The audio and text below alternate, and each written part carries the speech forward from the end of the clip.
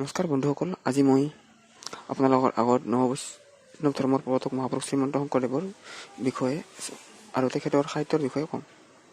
ভিডিঅ'টো দীঘল হোৱাৰ বাবে মই এই ভিডিঅ'টো দুটা পাৰ্টত ভাগ কৰিম। প্ৰথম পাৰ্টটোত মই শংকৰদেৱৰ জন্মৰ পৰা মৃত্যুলৈকে হোৱা সময়খিনিৰ কথা ক'ম আৰু দ্বিতীয় পাৰ্টটোত মই তেখেতৰ সাহিত্যসমূহৰ বিষয়ে আলোচনা কৰিম। আশা কৰোঁ ভিডিঅ'টো চাই আপোনালোকে ভাল পাব আৰু ভিডিঅ'টো চাই ভাল পালে আপোনালোকে লাইক, কমেণ্ট, শ্বেয়াৰ কৰিবলৈ নাপাহৰিব। লগতে মোৰ চেনেলটো ছাবস্ক্ৰাইব কৰিব নতুন ভিডিঅ' পাবৰ কাৰণে। তেতিয়াহ'লে আৰম্ভ কৰোঁ। মহাপুৰুষ শ্ৰীমন্ত শংকৰদেৱ, ইয়াৰ জন্ম হৈছিল 1449 আৰু এখেতৰ মৃত্যু হয় 1568 খ্ৰীষ্টাব্দত।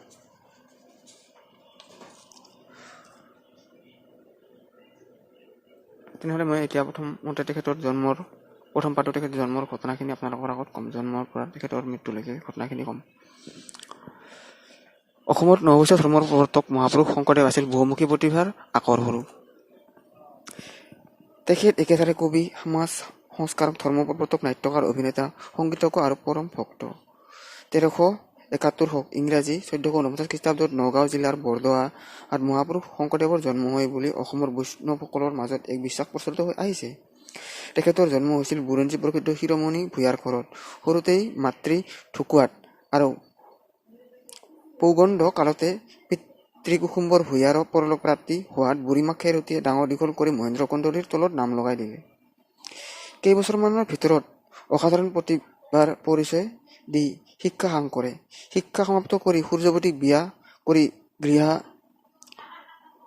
ধৰ্মৰ পালন কৰে। এটি কন্যা সন্তান জন্মৰ পিছত সূৰ্যৱতীৰ কেইবছৰমানৰ ভিতৰতে মৃত্যু হোৱাত বৈৰাগ্য উপজি 12 বছৰ ভাৰতৰ বিভিন্ন তীৰ্থ পৰ্যটন কৰি নানা সন্ত সাধুৰ সংস্পৰ্শত আহি আৰু নানা সম্প্ৰদায়ৰ কাৰ্যকলাপত দৰ্শন কৰি তেওঁ ঘৰলৈ উভতি আহে। তীৰ্থৰ পৰা উভতি আহি জাতিসকলৰ অনুৰোধ এৰাব নোৱাৰি দ্বিতীয়বাৰ বিবাহ কৰায়। কিন্তু তেওঁৰ আধ্যাত্মিক স্পৃহাৰ নিবৃত্তি নহল। ভায়েক বনগয়াগিৰি ৰাম ৰায় আৰু বাল্যবন্ধু ৰাম গুৰুৰ সহযোগত ভক্তি ধৰ্ম আচৰণ, প্ৰৱৰ্তন আৰু প্ৰচাৰ পাতনি মেলে নামঘৰ মণিপুৰ স্থাপন কৰি। প্ৰথম অৱস্থাত ভক্তি ধৰ্ম প্ৰচাৰত সমাজ প্ৰতিক্ৰিয়াশীল আৰু গড় লোকৰ পৰা যথেষ্ট বাধা পাইছিল।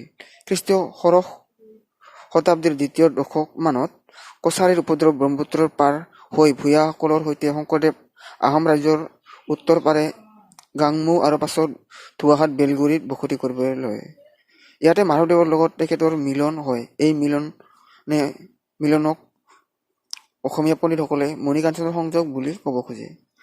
ধুৱাহাট বেলগুৰি অঞ্চলত কিছু বছৰ অতিবাহিত কৰাৰ পিছত আহোম যুগৰ অপ্ৰয়োজন হয় আৰু আহোম ৰজাই জোৱায়েক হৰি ভূঞাক ধৰি নি বধ কৰে। খ্ৰীষ্টীয় 1545 পৰা 1546 চনত কোচ ৰজা চিলাৰে দেৱানৰ আহোম ৰাজ্য আক্ৰমণ সুৰুঙাতে শংকৰদেৱ আৰু ভূঞাসকল নামনিলৈ ভটিয়াই আহি বিভিন্ন ঠাইত সাময়িক স্থিতি লৈ অৱশেষত বৰপেটাত পাটবাউসীৰ নিগাজীকৈ বসতি কৰিবলৈ লয়। এই সময়তে নাৰায়ণ ঠাকুৰকে আদি কৰি বহুতো লোকে শংকৰদেৱৰ অনুগামী হয়। নাৰায়ণ ঠাকুৰৰ দৰে প্ৰতিপত্তিশীল কাৰ্যদক্ষ শিষ্য আৰু মাধৱদেৱৰ দৰে সৰ্বগুণী গুৰু সৰ্বস্ব ভক্তিসংগীৰ কৰ্মদক্ষতাৰ ফলত কামৰূপী শংকৰী ধৰ্ম দিনে দিনে জনপ্ৰিয়তাৰ আৰু বিস্তৃত লাভ কৰিবলৈ ধৰিলে। ইয়াৰ পৰা তেখেতৰ শিষ্যত্ব দ্বিতীয়বাৰ তীৰ্থ ভ্ৰমণলৈ যায়। ইয়াতো সূচক বিলাক তেখেতৰ বিৰুদ্ধে কোচ ৰজা নৰনাৰায়ণক খল লগায় আৰু ফলত তেখেতক ধৰ্মবিৰোধী ধৰ্ম নষ্টকাৰী বুলি ধৰি নিবলৈ হুকুম হয়। কিন্তু শুক্লধ্বজ বা চিলাৰায় দেৱানৰ আশ্ৰয়ত তেখেতৰ নিৰুপদ্ৰৱে নৰনাৰায়ণৰ ৰাজসভাত উপস্থিত হৈ পাণ্ডিত্য আৰু ভক্তি ধৰ্মৰ শ্ৰেষ্ঠতাৰ চিনাকি দি নিজকে জয়যুক্ত কৰে। নৰনাৰায়ণৰ উৎসাহ আৰু অনুপ্ৰেৰণা পাই সাহিত্য চৰ্চা আৰু ভক্তি ধৰ্ম প্ৰকাশত আত্মনিয়োগ কৰে। 1568 খ্ৰীষ্টাব্দত প্ৰায় 40 বছৰ বয়সত মাধৱদেৱৰ ওপৰত ধৰ্মৰ ভাৱ অৰ্পণ কৰি কোচবিহাৰত তেওঁ দেহত্যাগ কৰে। তেনেহ'লে এইটো আছিল প্ৰথম পাঠটো আৰু দ্বিতীয় পাঠটো মই